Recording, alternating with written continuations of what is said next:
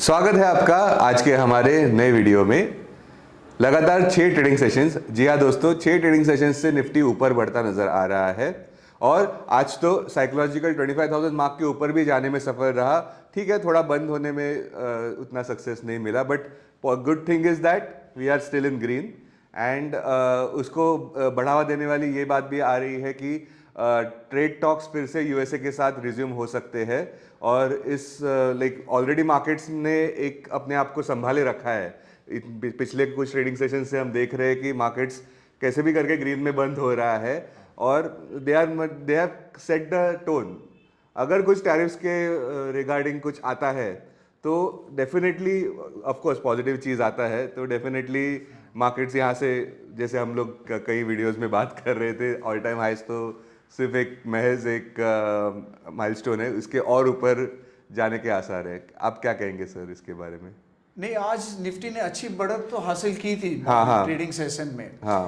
But देखने वाली बात यह है कि 25,000 के ऊपर बंद नहीं हो पाया, जाके आया। यस, उसका you can blame it to कि ट्रम्प ने यूरोपियन यूनियन को अर्ज किया है कि 100% टैरिफ लगाओ, 100% टैरिफ इंडिया और चाइना में लगाओ, दोनों पे लगाओ। यस, तो एक बार बात की है कि यूएस प्रेसिडेंट डोनाल्ड ट्रम्प ने एक बात तो ये की है कि इंडिया के साथ टैरिफ का फिर से ट्रेडिंग टेंशन और दूसरी ओर उनको उकसा रहे, बाकी कंट्री यूरोपियन यूनियन को उकसा रहे, तो अभी भी उसके चलते। बट मेरा सेंस है कि the bias remains positive as we are saying and technically Nifty का रेजिस्टेंस जो अहम हर्डल रहेगा वो 25,155 मार्क। अभी भी उधर, और निफ्टी का 21 डीए में जो है 24,758 के आसपास आता है, वहां पे सपोर्ट होना चाहिए। और जो मेजर मेक और ब्रेक सपोर्ट आता है 24,336, यस, वो जो रिसेंट लो था, बराबर। तो बायस रिमेन्स पॉजिटिव। और देखने वाली बात यह है कि आज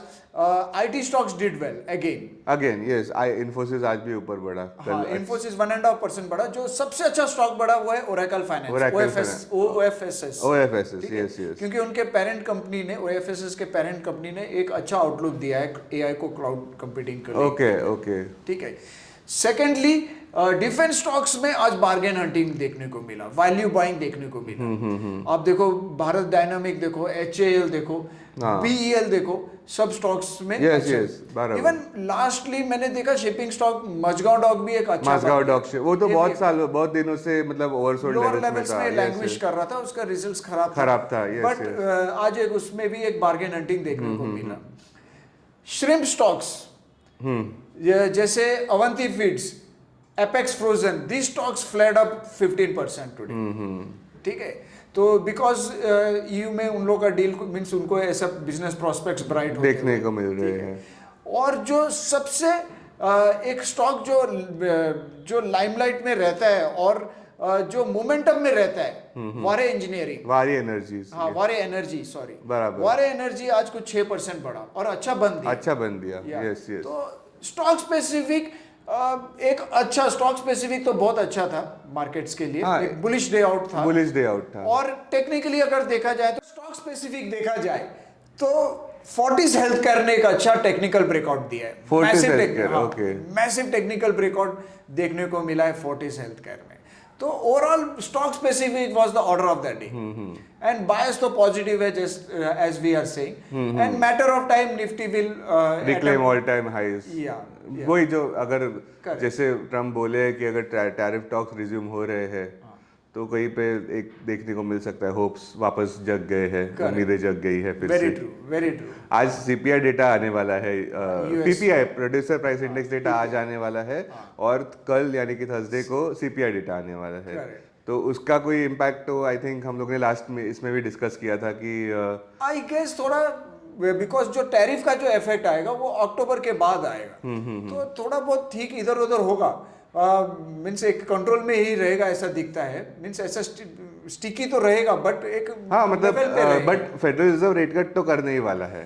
100% तो दिखता है कि 25 बेसिस पॉइंट तो दिख रहा है, इट्स अ डन डील। हाँ हाँ बट स्ट्रीट एक्सपेक्ट कर रहा है कि 50 बेसिस पॉइंट। हाँ, वाई बिकॉज ये सीपीआई इन्फ्लेशन डेटा अगर कम आता है तो सीपीआई इन्फ्लेशन अगर कम आता है, पीपीआई इन्फ्लेशन कम आता है यूएस में, तो definitely 50 basis point rate cut होना चाहिए, क्योंकि जॉब्स डेटा वीक आया था, एकदम अगली पिक्चर यूएस तो economy need to boost the growth. Yes yes बराबर। तो let's see, the important catalyst is that there is a hope of a 50 basis point rate cut on September 17th FOMC meet।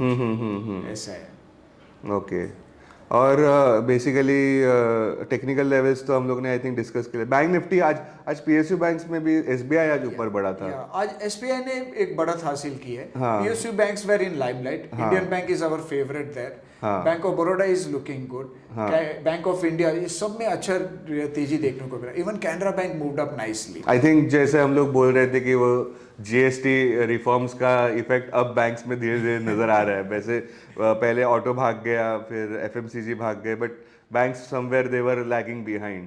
तो कई बोल सकते हैं आज के मुंह से कि आई थिंक एसबीआई का रिजल्ट्स अच्छे थे, तो एसबीआई में पॉजिटिव आउटलुक होना चाहिए। Bank of Baroda is our second pick, and then Indian bank, ये सब बैंक्स आर लुकिंग गुड। यहाँ पे एक डिस्क्लेमर की जस्ट एग्जांपल के तौर पर हम लोग बात कर रहे हैं स्टॉक्स के बारे में। It is not an investment advice और रिकमेंडेशन। या तो bank Nifty is mirroring Nifty's gain now। हाँ, ये गुड साइन है। It's a very good sign। हाँ, And most importantly, bank Nifty में एक ओवरसोल्ड कंडीशंस है, एक्सट्रीम ओवरसोल्ड कंडीशंस है।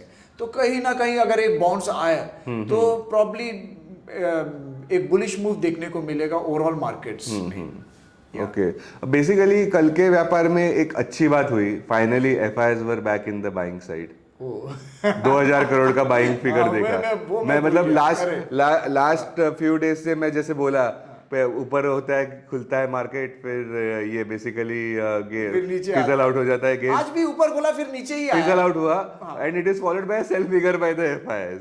तो कल वैसा वो सीक्वेंस ब्रेक होता नजर आया। तो that was a very positive thing कि दोनों एफआईआईज डीआईएज तो बाय कर ही रहे, वो तो they are like Indian markets को ये करने नहीं दे रहे। कल एफएनओ एक्सपायरी था, वीकली एक्सपायरी था, उसके चलते हुए एक बाइंग फिगर शॉर्ट कवरिंग कुछ हुआ रहेगा।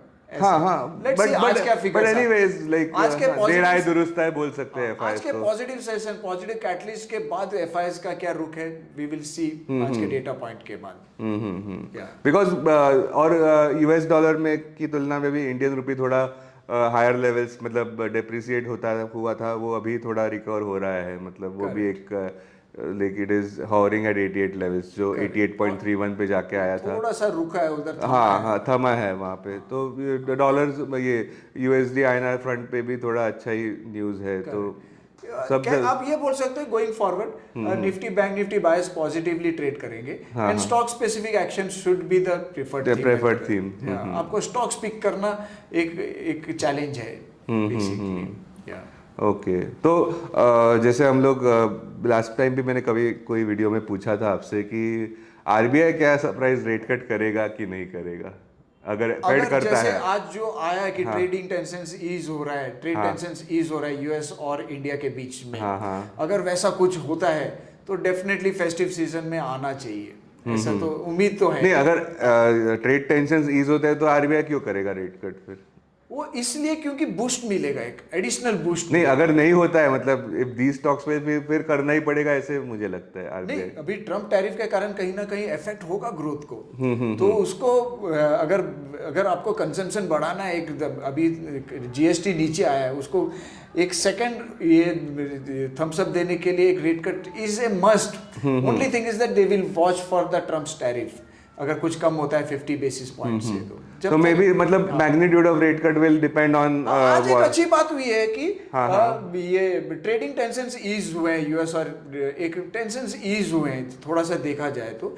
और अगर वो लोग रेट कट कर देते हैं, सॉरी टैरिफ रेट्स कट करते हैं 50 बेसिस पॉइंट से 20 बेसिस पॉइंट पे या 25 बेसिस पॉइंट पे, तो RBI will take a initiative and I think go for a rate. हाँ, because RBI meet just like Fed, आप जैसे बोले कि हमने पहले ही 50 बेसिस पॉइंट का जून में रेट कट कर दिया था, उसको देख के फेडरल रिजर्व ने फिर rate cut, so we are not following them, Fed is following us, ऐसे आपने बोला था एक कोई वीडियो में, I remember.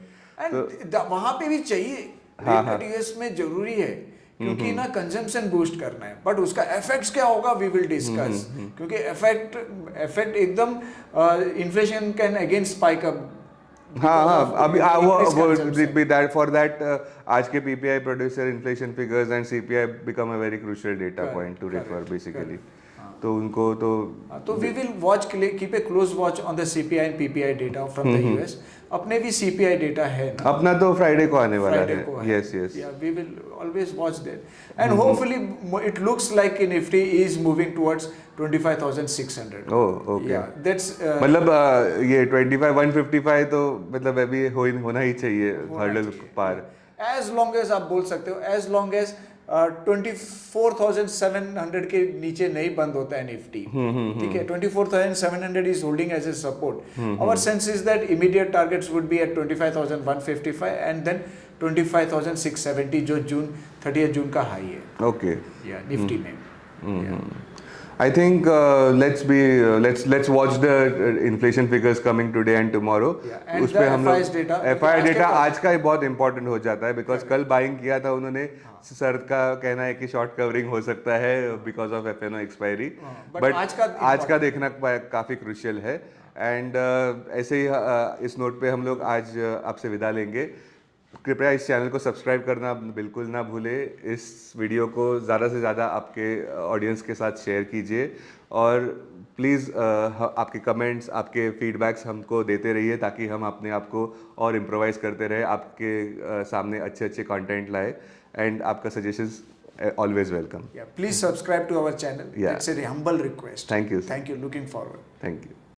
Investments in security markets are subject to market risk. Read all the related documents carefully before investing. This content is purely for information and educational purpose only and in no way to be considered as an advice or recommendation.